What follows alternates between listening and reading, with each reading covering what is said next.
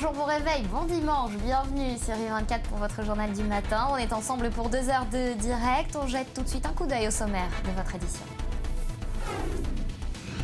C'est fait, feu vert à la mise en œuvre de l'accord nucléaire iranien. Le chef de l'AIEA annonce que l'Iran a rempli ses engagements liés à l'accord sur le nucléaire. Au moins 29 morts, 150 blessés dans l'attaque revendiquée par le groupe djihadiste Aqmi à Ouagadougou, au Burkina Faso. Parmi eux, 2 Français originaires de l'Oise. Le bilan est encore provisoire mais laisse entrevoir la violence de l'attentat. On va voyager ce matin. Bruxelles, Londres, New York. On fera le tour de quelques capitales du monde. On verra avec nos correspondants sur place ce qui a fait la une et l'actu cette semaine dans leur ville. Et puis Friends, l'amour est dans le pré, l'hommage prémonitoire des Simpsons à David Bowie. Vous saurez tout sur ce qui a fait le buzz télé cette semaine avec Sandy Forti. Ce sera en fin d'édition. Voilà donc pour l'essentiel des titres que nous développerons. Mais tout d'abord, l'Iran, les sanctions contre l'Iran qui ont été levées cette nuit, alors que l'AIEA a rendu public son rapport sur le respect par Téhéran des engagements pris dans le cadre de l'accord sur son programme nucléaire. Océane Nicole. Ça y est, l'accord sur le nucléaire iranien entre officiellement en vigueur 6 mois après sa signature. L'Agence internationale de l'énergie atomique a donné son feu vert ce samedi. Elle souligne que Téhéran a rempli sa part du contrat. L'Iran ayant rempli ses engagements, aujourd'hui les sanctions économiques et financières multilatérales et nationales liées au programme nucléaire iranien sont levées selon l'accord du mois de juillet. L'Union européenne s'est félicitée de la finalisation de cet accord. Pour Ban Ki-moon, le secrétaire général des Nations Unies, c'est une étape majeure, mais cet accord ne plaît pas à tous. En tête des contestations, Israël et l'Arabie saoudite. Le président iranien Hassan Rouhani en avait fait sa principale promesse à son élection en 2013, lever les sanctions qui pèsent sur les 77 millions d'habitants du pays. Le chef de la diplomatie iranienne a lui salué une journée historique. Cette réussite démontre clairement qu'avec de la volonté, nous pouvons résoudre les problèmes les plus difficiles et trouver des solutions pratiques. Ceci est un message encourageant et fort que la communauté internationale doit garder à l'esprit dans nos efforts pour faire du monde un endroit plus sûr. Je vous remercie. Un tournant diplomatique qui marque aussi un rapprochement entre les États-Unis et l'Iran. Les 2 pays avaient rompu leurs relations diplomatiques en 1980. Un rapprochement qui s'est précisé quelques heures plus tôt avec un échange de prisonniers iraniens contre le journaliste américain Jason Rezaian du Washington Post. Il était détenu à Téhéran depuis plus de 500 jours. Aujourd'hui, l'accord nucléaire iranien passe d'une série de promesses ambitieuses à des actes quantifiables et à un vrai progrès. Aujourd'hui, grâce aux actions entreprises depuis juillet dernier, les États-Unis, nos amis et nos alliés au Moyen-Orient, ainsi que le reste du monde, sont plus en sécurité, car la menace d'une arme nucléaire est réduite. La levée de l'intégralité des sanctions sera échelonnée sur 10 ans. En cas de manquement de la part de Téhéran, les mesures pourront être immédiatement rétablies durant les 15 premières années. L'Iran accepte également de se soumettre à des inspections régulières de l'Agence internationale de l'énergie atomique. Les embargos de l'ONU sur les armes conventionnelles sont eux maintenus jusqu'en 2020. Et nous sommes à présent en ligne à Paris avec Christian Mallard. Christian, bonjour. Alors, cette phrase de Rouhani, le président iranien, l'accord ouvre une nouvelle page dans les relations de l'Iran avec le monde. C'est ce qu'il vient de déclarer. Alors finalement, est-ce que l'ennemi d'hier est aujourd'hui l'ami des Occidentaux ? Je me garderai de vous dire oui. Je crois qu'il est évident qu'il eût été en effet dangereux d'isoler l'Iran, qui était au seuil de l'obtention de l'arme nucléaire avant cet accord. Maintenant, quand j'entends John Kerry, le secrétaire d'État américain, déclarer que c'est le début d'un monde plus sûr, je serai plus prudent. L'Iran ne va pas changer de nature, la nature de son régime du jour au lendemain, même s'il reste, on l'a dit, sous surveillance internationale pendant au moins 10 ans, selon l'accord. N'oubliez pas qu'il va à nouveau récupérer dans le temps 100 milliards de dollars d'avoir gelé dans les banques étrangères et que tout laisse à penser qu'il va s'en servir en grande partie pour soutenir financièrement le Hezbollah au Liban, le Hamas aux portes d'Israël, la Syrie de Bachar el-Assad, les rebelles houthis au Yémen contre le régime soutenu par l'Arabie saoudite. Et oui, l'Iran est plus que jamais en guerre contre l'Arabie saoudite et ses alliés du Golfe, et ainsi qu'Israël. Enfin, peut-on faire confiance à ce régime quand on a la preuve qu'il vient de violer une résolution des Nations Unies en tentant un essai de missile balistique de moyenne portée. Bref, j'ai envie de vous dire, Nathalie, attendons de voir, mais je demeure très perplexe, et pour moi, Barack Obama et John Kerry sont peut-être aussi naïfs que l'a été dans un passé plus lointain Jimmy Carter.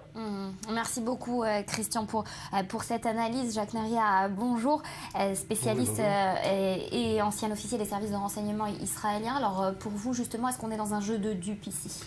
Écoutez, moi j'aime bien le proverbe arabe, un dicton qui dit que si tu vois les dents du lion, ne pense pas qu'il est en train de sourire. Donc il faut regarder l'Iran en sachant que c'est un lion qui n'a pas changé. Ce qu'il y a de positif du point de vue, je dirais, du domaine nucléaire, c'est qu'il y a un répit de 10 ans.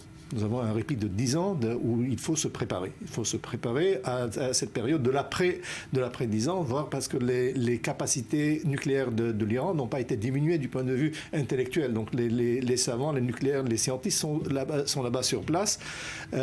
L'Iran n'a pas changé de politique concernant le Moyen-Orient.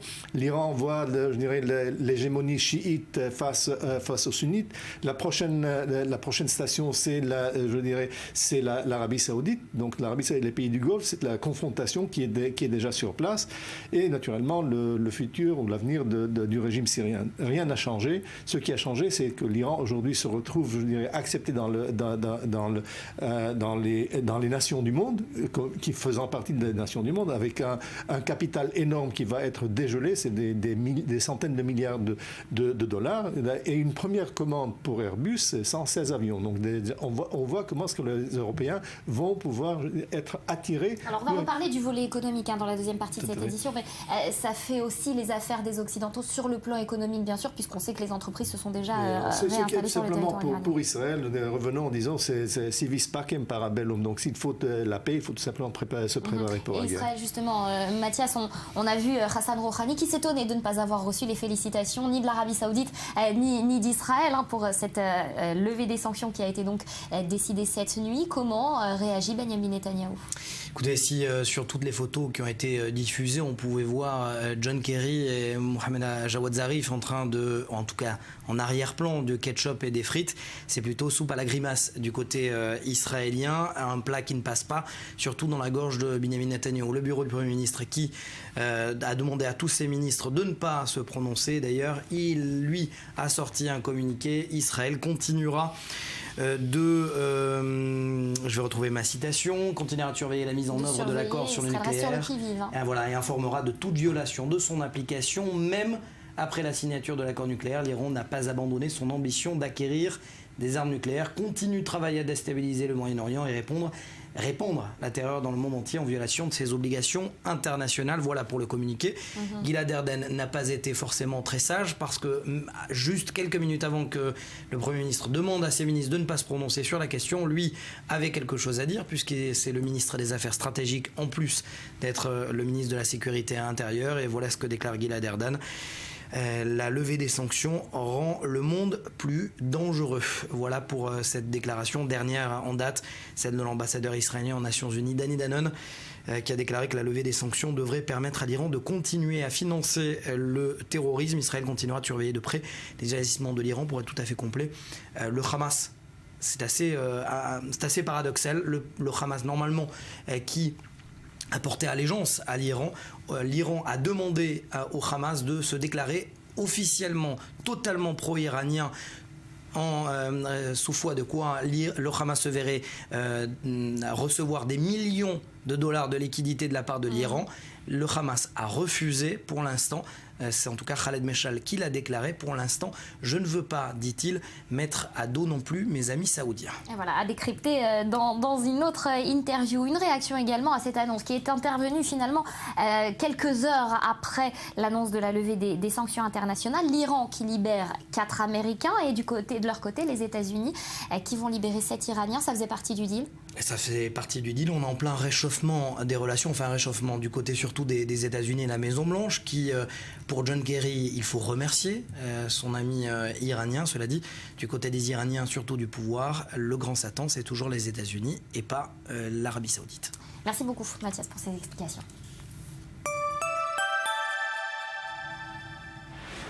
Ça a agité le monde ce week-end. Attaque d'un hôtel à Ouagadougou au Burkina Faso. Près de 30 morts de 18 nationalités différentes. Un attentat revendiqué par Al-Qaïda au Maghreb islamique. Un deuil national de 72 heures sera observé à partir d'aujourd'hui en hommage aux victimes. Gabriel Dolin.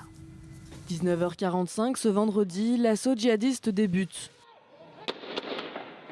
Des explosions et des tirs retentissent devant l'hôtel Splendide, fréquenté par de nombreux occidentaux et membres de l'ONU. Des hommes armés pénètrent dans l'hôtel de la capitale du Burkina Faso après avoir échangé des tirs avec les forces de sécurité et brûlé des voitures devant l'hôtel. Les contrôles de sécurité à l'entrée sont insuffisants pour les arrêter.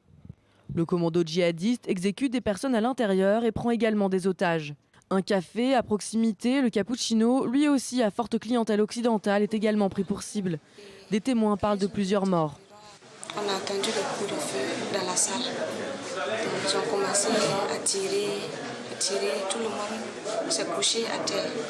Et dès que tu soulevais la tête, on t'abattait directement. Donc il fallait faire semblant seulement d'être morte.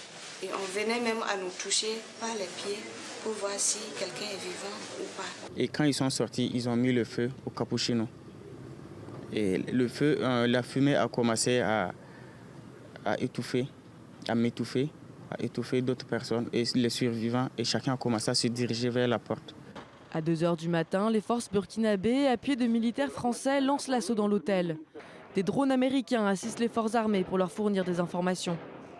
Ils progressent lentement dans cet immeuble de 147 chambres. Les échanges de tirs sont nourris. Un incendie déclenché par les terroristes est maîtrisé par les pompiers. Dans la matinée du samedi, les forces de l'ordre parviennent à libérer des otages, tandis que les affrontements se poursuivent dans les étages. L'assaut de l'hôtel se termine finalement vers 8h30 du matin, heure locale. L'attaque a été revendiquée par le groupe d'Aqmi Al-Mourabitoun, ce même groupe qui se trouvait derrière les actions similaires de l'hôtel Radisson au Mali il y a 2 mois. Alors c'est un endroit stratégique, Jacques, qui a été frappé puisqu'il a touché beaucoup de touristes étrangers qui étaient venus sur place. Écoutez, ça dépend ce que vous dites, ce que vous pensez par stratégique. Le Burkina Faso n'a rien de stratégique que le fait d'être dans le Sahel. Donc, ce qu'il y a d'intéressant ici, c'est le choix de la cible. Le choix de la cible, c'est une cible de nouveau, une cible avec une grande capacité d'étrangers. Donc ce sont des étrangers qui sont sur place. Donc ce sont les croisés qui sont sur place, les représentants des intérêts français ou occidentaux et autres. Et cela, je dirais, c'est en ligne avec ce qui s'est passé déjà, rappelez-vous, entre Aqmi et Mourabitoun et Naminas en Algérie en 2013, Bamako au Mali il y a 2 mois, et maintenant c'est Ouagadougou.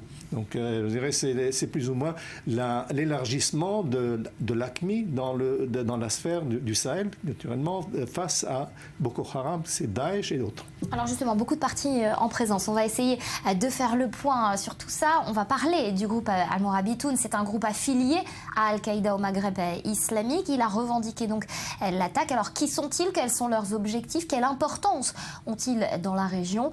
Élément de réponse avec Chloé Demoulin. C'est son premier fait d'armes de ce type au Burkina Faso. Mais le groupe Al-Mourabitoun a déjà mené des attaques meurtrières au Mali voisin. On lui doit la prise d'otages sanglante de l'hôtel Radisson de Bamako en août dernier. Les lieux choisis ne laissent aucun doute. L'objectif est de frapper des ressortissants étrangers. Quelques mois plus tôt, le groupe avait déjà donné le ton en visant un bar-restaurant de la capitale malienne. Un attentat qui avait coûté la vie à 5 personnes, dont un Français et un Belge. Après la déroute de l'armée face à la rébellion, le nord du Mali est tombé en 2012 sous la coupe de groupes djihadistes. Al-Mourabitoun est né de la fusion de 2 de ces groupes. D'un côté, le mouvement pour l'unicité, le djihad en Afrique de l'Ouest, implanté dans la région de Gao. Et de l'autre, l'unité combattante dirigée par l'ancien chef d'Al-Qaïda au Maghreb islamique, Mokhtar Belmokhtar.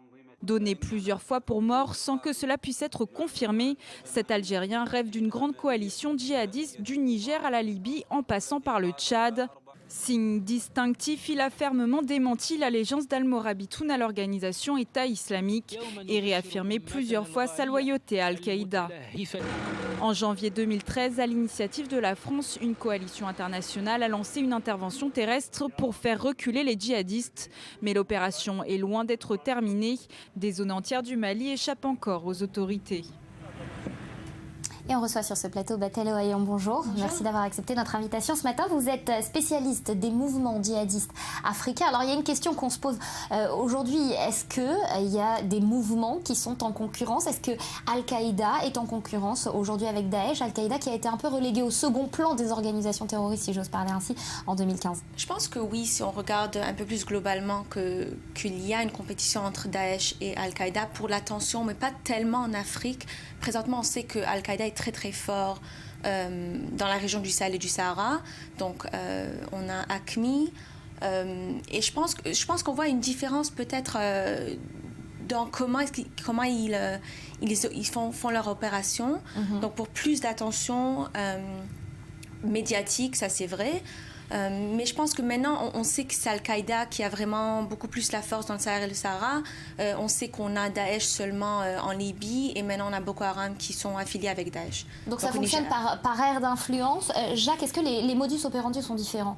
Écoutez, dire que c'est différent, principalement ce sont des organisations qui sont dédiées à lutter contre l'influence étrangère, contre l'Occident et à tuer le plus d'étrangers possible. Donc c'est la base. Donc l'idéologie ne change pas tellement. La répartition dépend surtout, je dirais, de l'affiliation des chefs au Daesh d'un côté et à Al-Qaïda de l'autre côté. Al-Qaïda a perdu beaucoup de territoire pendant ces 2 dernières années, depuis que l'État islamique a été déclaré le califat. Et surtout depuis que les Américains ont commencé à bombarder en août 2014 les cibles de Daesh. À partir de là, les différentes organisations ont prêté allégeance à l'État islamique et surtout je dirais, les succès de l'État islamique ont tout simplement encouragé cette évolution. On voit par exemple au Maroc, c'est Daesh. Dans la lignée, je dirais, de l'Afrique occidentale jusqu'au Cameroun, au nord du Cameroun, on parle de Daesh. Et à partir de l'Algérie, sud de l'Algérie, Sahel, tout ça, c'est plutôt Al-Qaïda. Donc, chaque pays, en gros, a son organisation terroriste à laquelle il se rallie ou il s'affilie. Si on veut. Mais je pense que ce n'est pas tellement limité vraiment au pays. Je pense que ce qu'on doit regarder vraiment, c'est l'opération des Français qui sont rentrés au Mali en janvier 2013. Ce qu'ils ont fait essentiellement, c'est vraiment pousser les terroristes du nord du Mali dans le reste du Sahara. C'est pas qu'ils n'étaient pas là-bas avant, mais que ça fait un problème régional. Et pour répondre à un problème régional, il faut une solution régionale. Et l'opération Barkhane, c'est vraiment ce qu'ils ont essayé de faire maintenant, ce qu'ils essaient de faire maintenant les Français. Donc être dans plusieurs pays, aussi le Burkina Faso, et essayer de combattre ces terroristes, mais d'une façon beaucoup plus régionale que seulement locale. Plus globale. Oui. Merci beaucoup, Batel.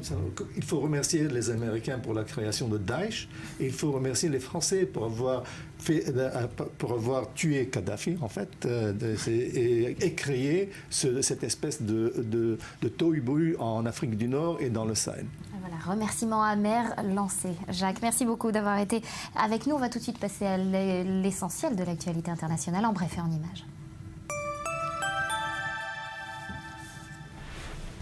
À Taïwan, la candidate indépendantiste remporte largement la présidentielle. L'ancienne juriste se réclame d'une normalité à la Angela Merkel.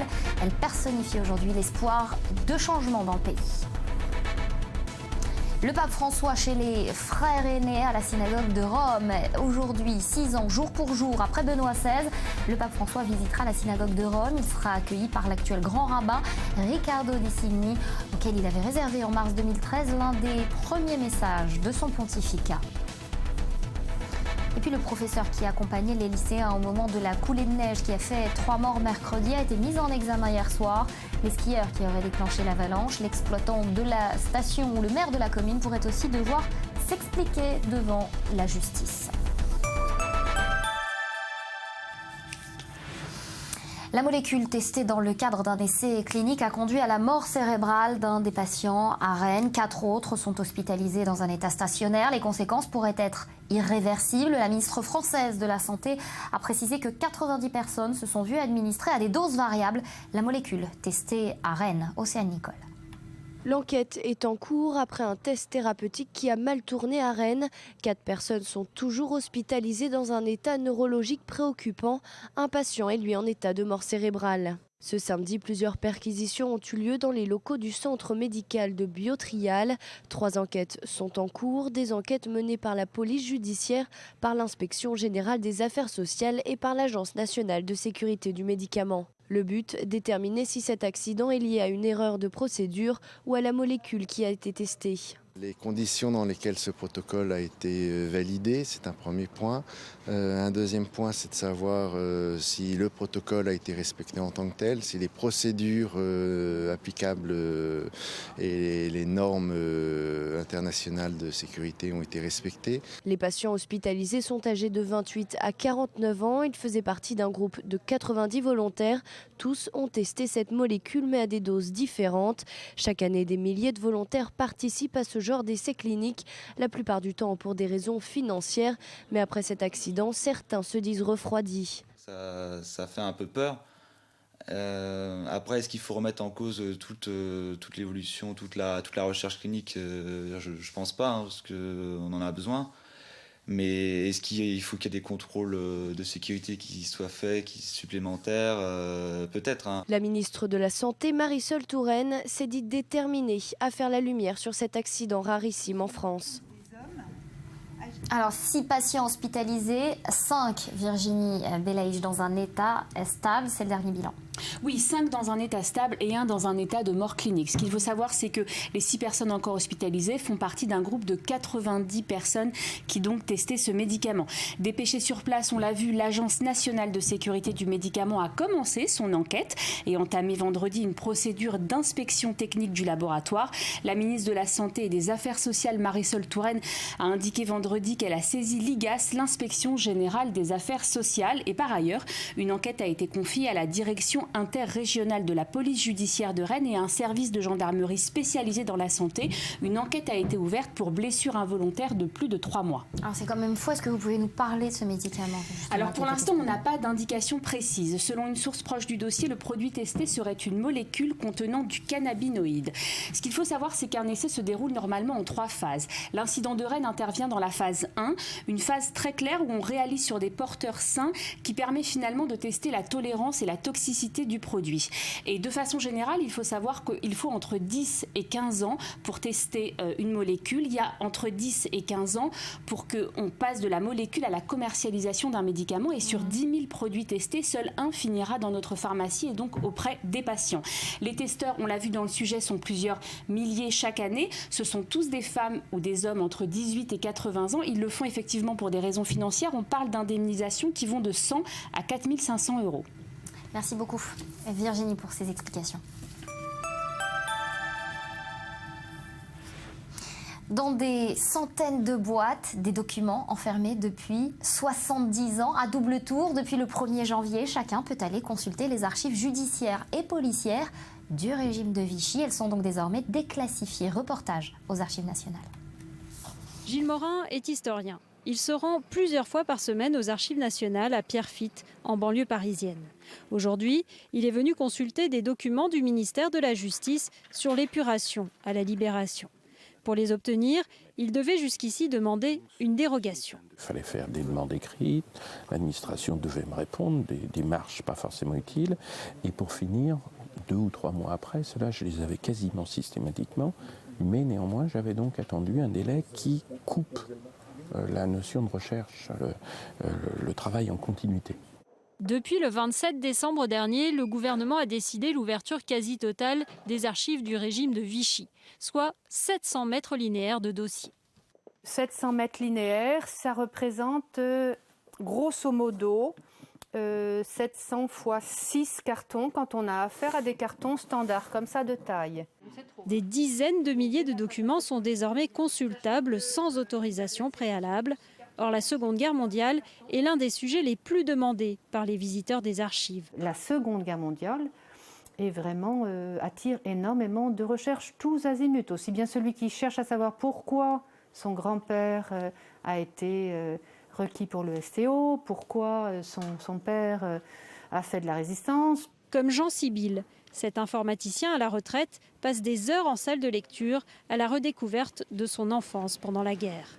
Certains souvenirs restent pour lui inexpliqués. Par exemple, à un moment, je n'avais pas le droit d'aller dans un lieu précis de ma ville. C'était interdit.